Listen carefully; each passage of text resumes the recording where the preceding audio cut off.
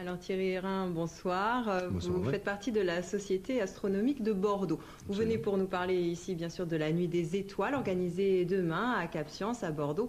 Mais elle commence à vrai dire donc dès ce soir. Et ce soir ça commence avec un bon millésime parce que finalement il n'y a pas beaucoup de nuages. Donc on a l'impression qu'on va pouvoir voir toutes les étoiles. Est-ce qu'on peut sans équipement professionnel véritablement observer toutes les étoiles? Absolument. L'astronomie, depuis la nuit des temps, il n'y avait pas d'instrument. Donc à l'époque, on avait uniquement les yeux. Et aujourd'hui, ne serait-ce que pour voir les étoiles filantes, les yeux suffisent. De toute manière, il n'y a pas besoin d'instrument.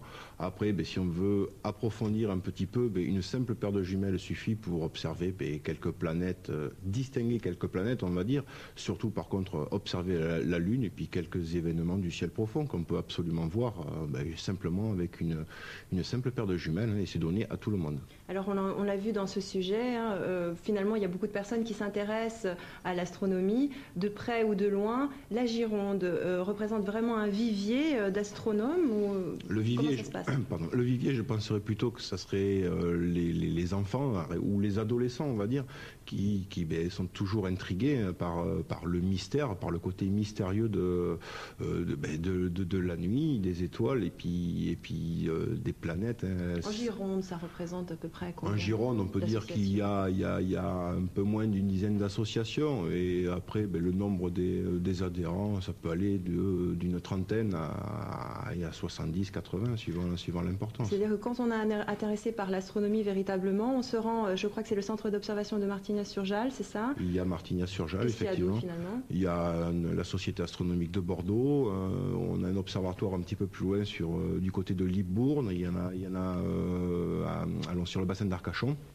Et c'est assez réparti sur l'ensemble du département, effectivement. Alors dès demain soir, concrètement, à Bordeaux, on va avoir la 15e nuit des étoiles, oui. Donc c'est à Cap Science, au hangar 20.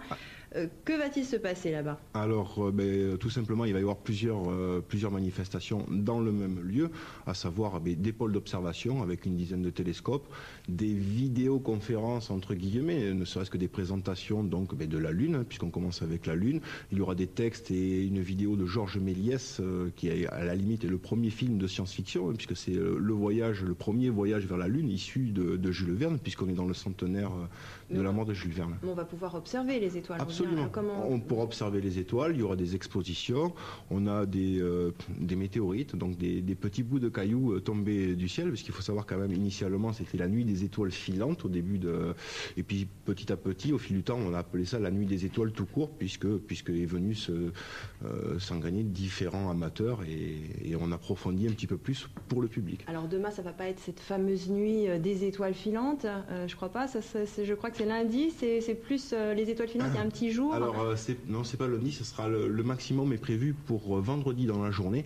Évidemment, la journée, on ne peut pas les voir. Donc, ça sera jeudi sur la soirée ou le milieu de nuit. Et puis samedi, ça se prolonge sur les 3 jours, le 11, 12 et 13 août.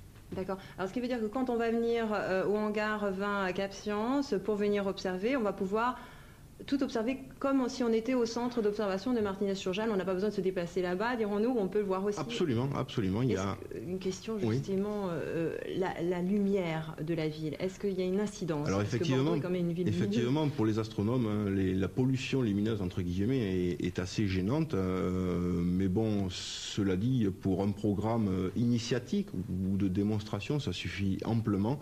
On peut faire beaucoup d'objets, ne serait-ce que la Lune, c'est pas gênant. Elle est très très lumineuse, donc Jupiter, Saturne, enfin, qui ne sont peu visibles en ce moment. Je pense qu'on pourra faire quand même Jupiter. Saturne est très près du Soleil, mais enfin, ça ne devrait pas poser de problème pour les objets communs, on va dire. Bon, merci beaucoup, Monsieur Hérin. Tout le plaisir est pour moi. Tous à Cap Science, vendredi soir, donc à partir de 21h. À partir de 21h.